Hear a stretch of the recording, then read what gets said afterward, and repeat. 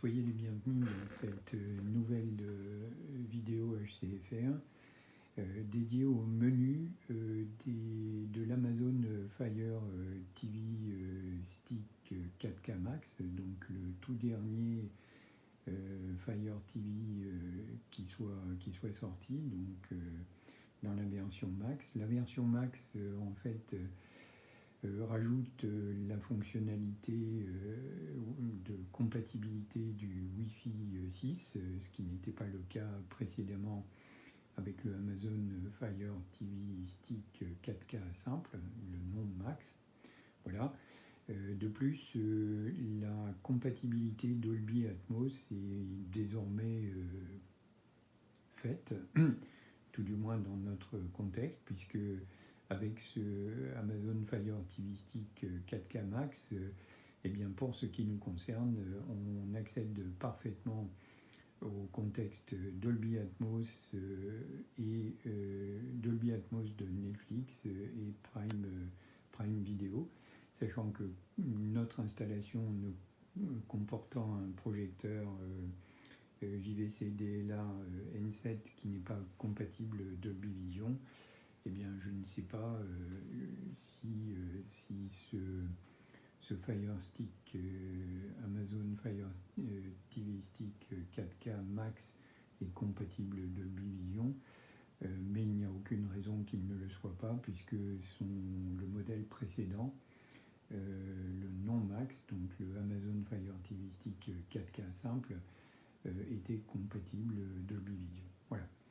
Donc nous sommes maintenant devant notre écran d'accueil de l'Amazon Fire TV Stick 4K Max, donc dans le contexte Alexa. Donc on est connecté à notre compte, donc voilà. Et vous voyez que j'ai validé au niveau des applications Netflix, Prime TV, Molotov TV, Arte, Euronews, YouTube, sachant qu'il y a pléthore d'autres applications, sachant que l'objet de cette vidéo, c'est d'explorer cette partie-là des menus. Donc, premier item menu, donc c'est l'item notification. Vous voyez que là, il n'y a aucune notification.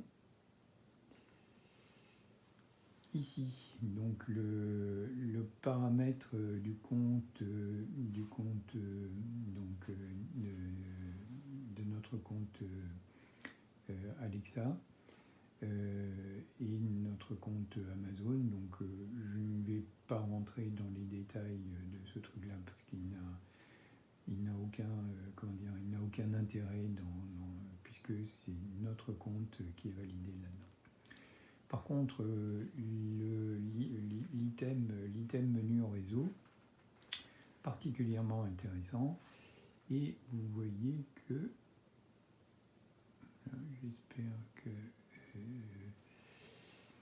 vous voyez donc que notre Amazon Fire TV Stick 4K Max est connecté actuellement en Ethernet, sachant que le Wi-Fi est activé et donc que cette clé USB multimédia est donc dans sa version Max, Amazon Fire TV Stick 4K Max, est compatible Wi-Fi 6. En ce qui nous concerne, donc on a une installation Wi-Fi qui est effectivement Wi-Fi 6, mais je préfère utiliser une connexion Ethernet. Pourquoi? Parce que l'ensemble de l'installation est relié en Ethernet directement à la box et que la connexion Ethernet en question est une connexion 1 giga,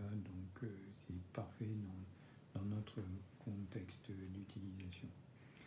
Donc les conseils de base pour l'utilisation des résolution des problèmes Wi-Fi, donc que faire si jamais vous n'arrivez pas à vous connecter au Wi-Fi. Voilà,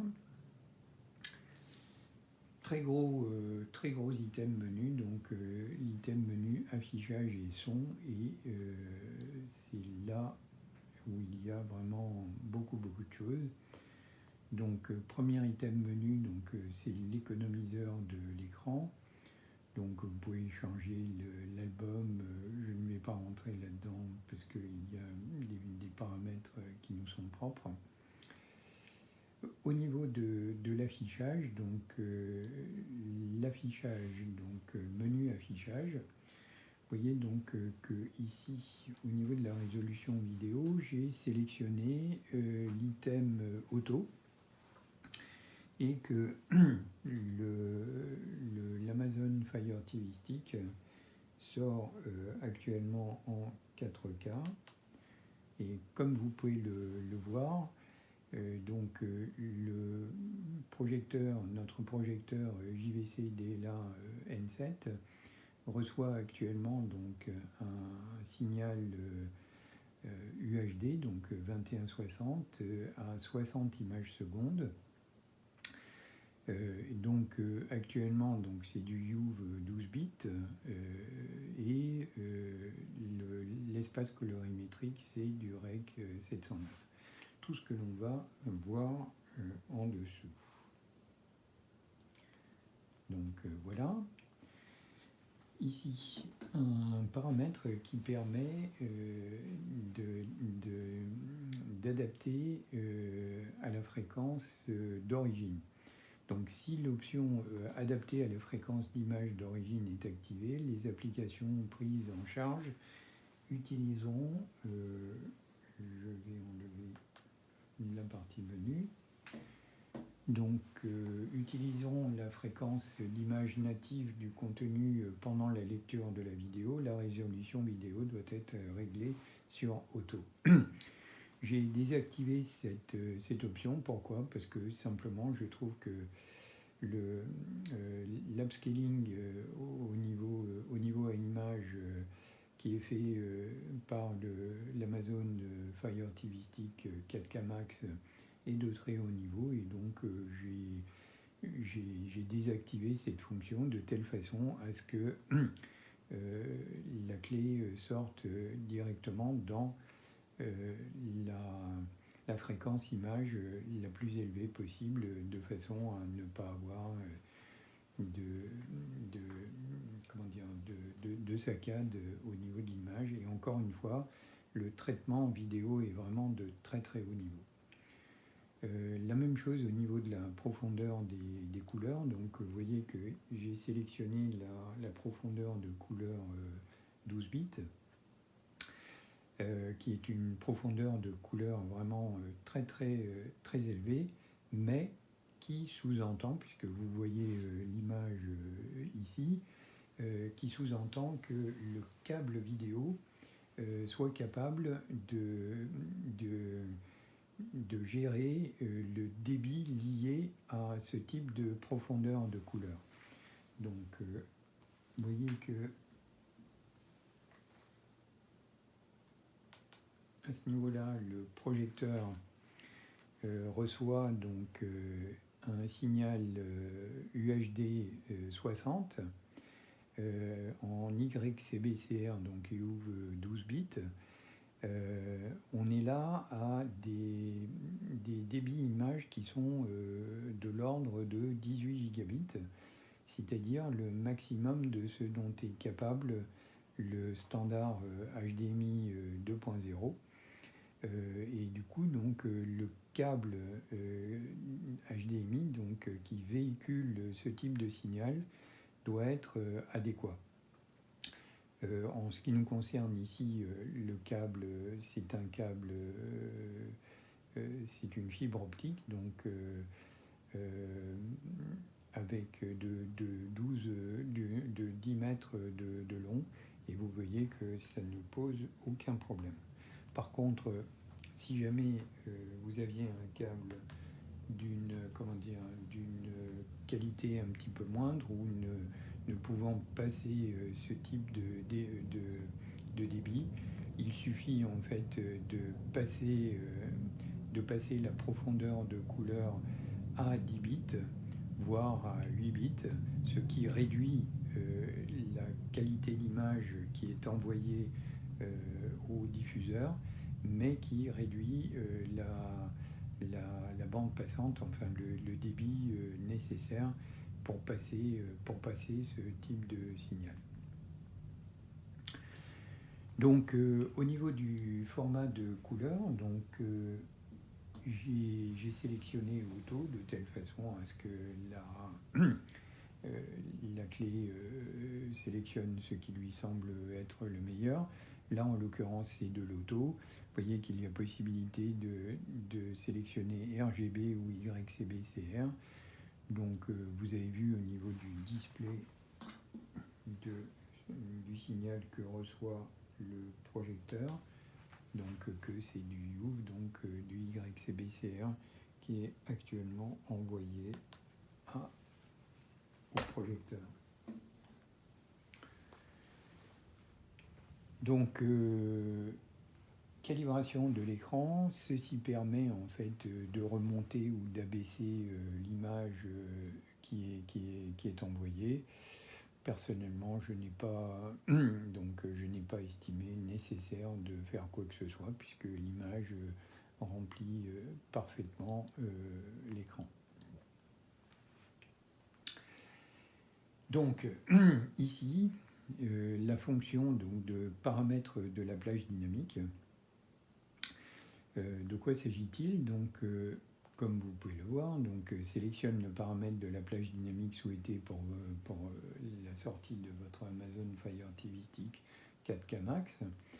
Donc là, en l'occurrence, j'ai indiqué que c'était une fonction adaptative. Donc tout le contenu est affiché en mode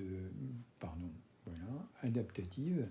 Le contenu est affiché pour correspondre à la plage dynamique initiale du contenu. À la plage initiale du contenu. C'est-à-dire que si un contenu est SDR, eh bien, il va être affiché en SDR, et si le contenu est HDR, il va être affiché en HDR. Sachant que vous pouvez également sélectionner, qu'on peut également sélectionner toujours HDR, c'est-à-dire que tout le contenu est affiché en mode HDR sur les TV HDR évidemment qui prennent en compte cela. De la même façon, il est possible de désactiver le HDR pour uniquement sortir en SDR, y compris les contenus HDR. Voilà. L'autre item de ce menu, donc, c'est la partie audio. Et donc, vous voyez que ici j'ai activé les sons de navigation. Je ne sais pas si vous entendez le petit clic-clic à chaque fois que je... Voilà. Vous voyez, hop, hop, un petit clic. Le son surround, donc, spécifie la sortie audio pour votre appareil HDMI. Donc, hop. Donc vous voyez qu'il est possible de sélectionner soit du PCM, soit du Dolby Digital Plus, soit du Dolby Digital, ou alors de faire la sélection automatique. Donc dans notre contexte, lit le meilleur format audio en fonction de votre appareil HDMI connecté et du contenu en cours de lecture. Prend en charge les formats Dolby Atmos, Dolby Digital Plus, Dolby Digital et PCM. Alors effectivement, le processeur qui est relié, qui est le cœur de l'installation audio de notre installation, c'est un Trinov Altitude 32 qui évidemment lie tous les formats existants.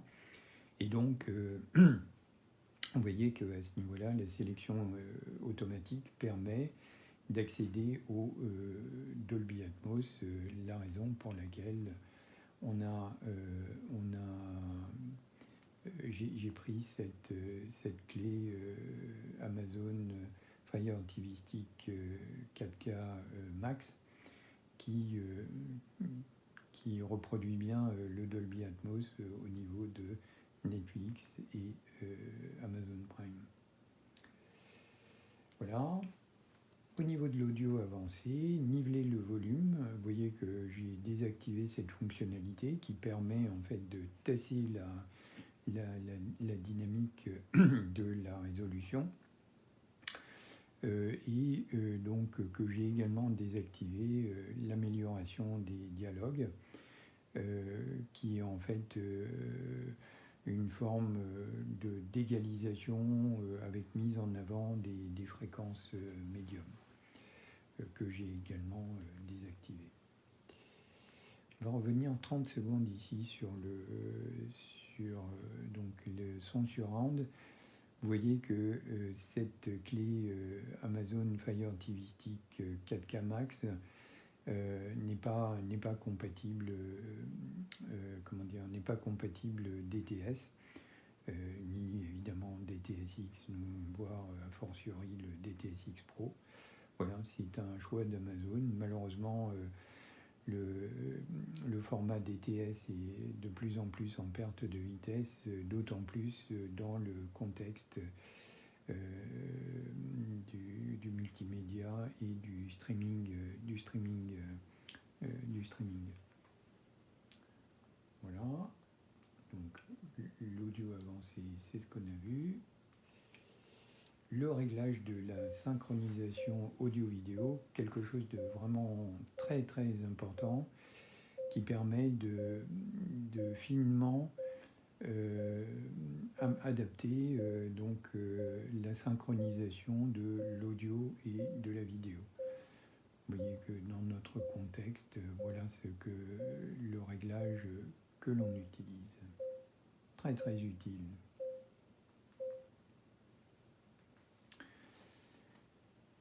Voilà. Donc, activer le partage d'écran permet à d'autres appareils mobiles de partager temporairement leur écran avec l'Amazon Fire TV. Je n'utilise pas cette fonction. De la même façon que je n'utilise pas le contrôle CEC, donc via le HDMI CEC. Voilà. Et donc, nous avons ici quelque chose qui est vraiment très intéressant parce que c'est quelque chose, diagnostic audio-vidéo, qui va permettre à l'Amazon Fire TV Stick 4K, ici dans notre contexte max, de déterminer les capacités audio et vidéo de l'installation. Donc vous voyez que dans notre contexte, cette clé détecte que notre installation est compatible Dolby Atmos et a fortiori Dolby Digital Plus, Dolby Digital et Audio PCM. De la même façon qu'au niveau des capacités vidéo, l'installation, donc en l'occurrence le projecteur JVC DLA N7, est détecté comme ayant une capacité 4K, puisque c'est la définition native de ces matrices.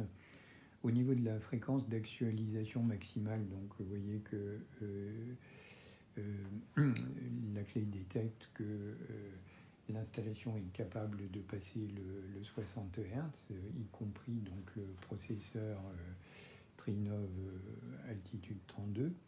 Au niveau de la prise en charge HDR, donc ce qui est pris en charge, c'est le HDR10 et le HLG, et qu'il n'y a pas de compatibilité Dolby Vision. Pourquoi ? Parce que simplement notre projecteur JVC DLA N7 n'est pas compatible Dolby Vision. Effectivement, c'est marqué non. Par contre, si on avait eu un diffuseur comme une télé, par exemple, on aurait eu l'indication Dolby Vision, oui. En l'occurrence, par exemple, toutes les télés LG sont compatibles, TV LG récentes, c'est-à-dire il y a 3-4 ans maintenant, depuis 3-4 ans maintenant, sont compatibles Dolby Vision, ce qui n'est pas le cas par exemple des diffuseurs Samsung, en l'occurrence des TV Samsung. Et puis, quelque chose qui est intéressant, donc lire le contenu Dolby Atmos et HDR.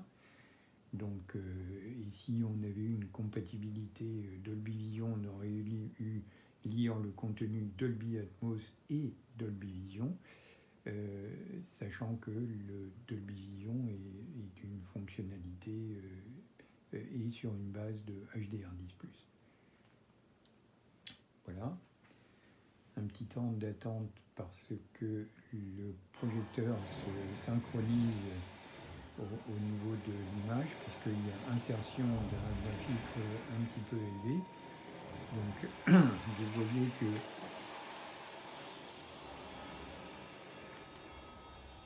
ce qui est actuellement donc, diffusé par la clé, donc cet extrait, ce trailer Dolby Vision et Dolby Atmos.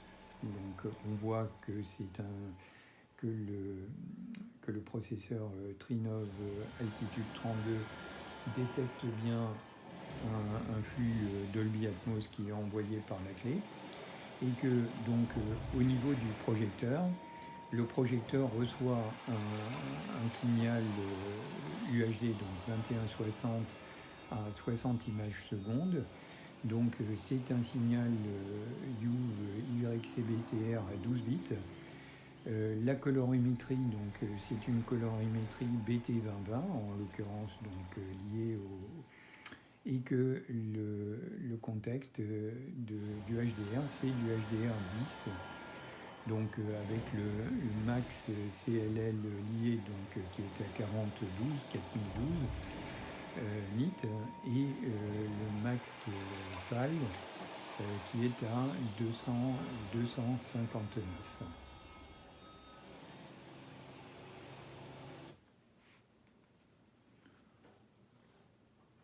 Voilà, le projecteur se réinitialise.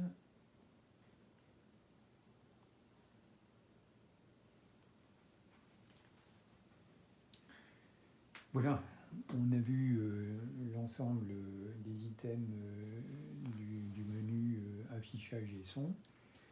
Au niveau des applications, donc il y a toutes les applications qu'il est possible d'avoir, donc Amazon Photo, navigateur Silk, je ne suis pas très familier de ce genre de choses. Game Circle non plus, voilà. L'App Store, donc il est possible de rentrer donc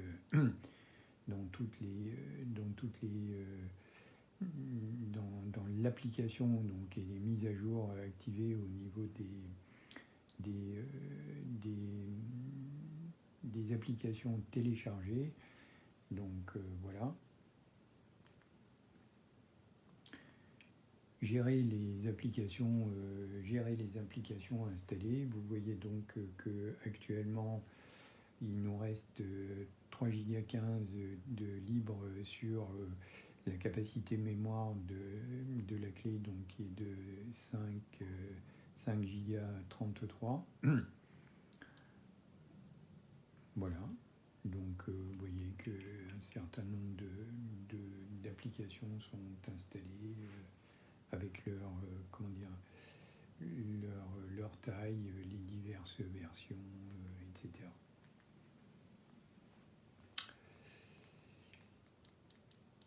Le contrôle de l'équipement, donc contrôlez votre TV et l'équipement audio avec votre Fire TV Stick.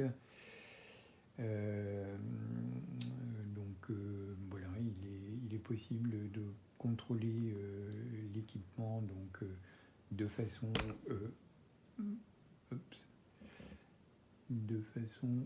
manuelle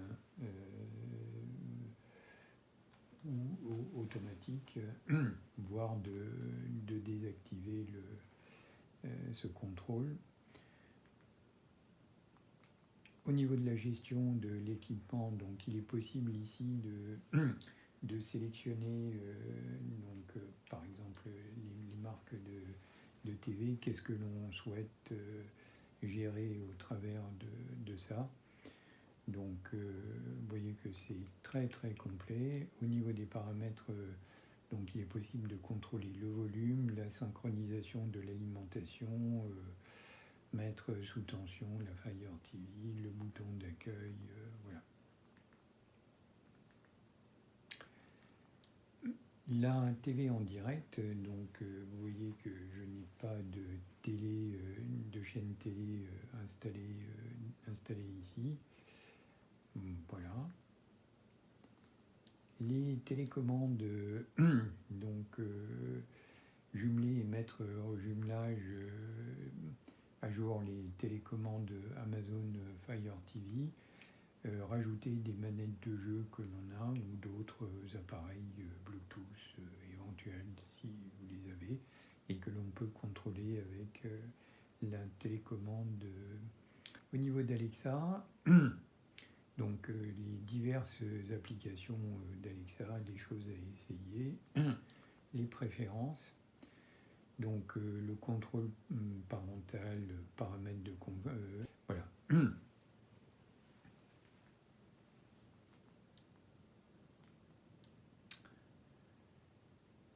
Donc ma Fire TV, donc à propos les options de veille, redémarrer, voilà. L'accessibilité, des accessibilités pour sourds et malentendants, les sous-titres Alexa, Voice View, bannière de texte, etc. etc. Et l'aide, avec quelque chose qui peut être intéressant pour certaines personnes. Donc c'est toutes les vidéos d'aide qui sont disponibles à ce niveau-là. Elles sont quasiment toutes en anglais, donc on peut s'en douter. Et ça permet de rentrer par le biais des vidéos. C'est vraiment intéressant, donc ça vaut le coup d'essayer et de regarder. Les conseils, donc obtenir de l'aide pour voilà, partage d'écran, etc., etc. Contactez-nous, donc voilà, il est possible de contacter Amazon et les commentaires divers que vous voulez. Voilà. Écoutez, on va arrêter là cette vidéo de présentation des menus de configuration donc de l'Amazon Fire TV Stick 4K Max. J'espère que cette nouvelle vidéo HCFR vous aura plu et je vous donne rendez-vous à bientôt sur le forum HCFR. À bientôt, au revoir.